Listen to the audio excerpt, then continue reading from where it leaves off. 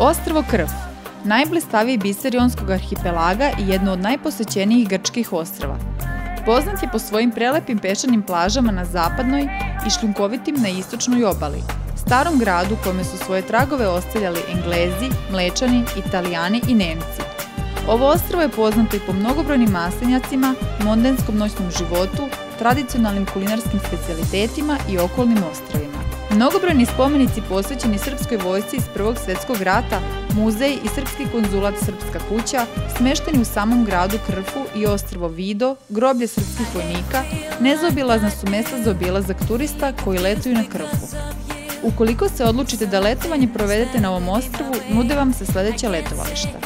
Grad Krf, jedan od najinteresantnijih gradova Grčke. U njemu stanuje oko 30.000 stanovnika i ima stari grad koji morate obavezno da posjetite. Dasija, najveće i najpopularnije mesto na ostrvu.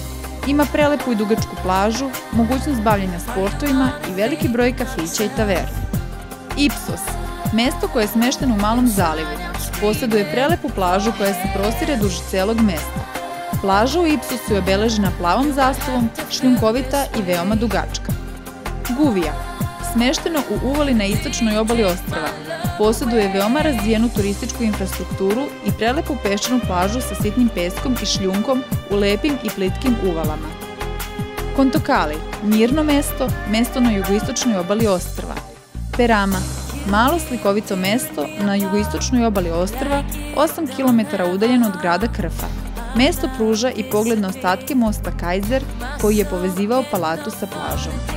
Neki od najboljih smeštaja na Krfu su Hotel Korfu Kandris, Hotel Dazija Kandris, Hotel Ela Beach i mnogi drugi.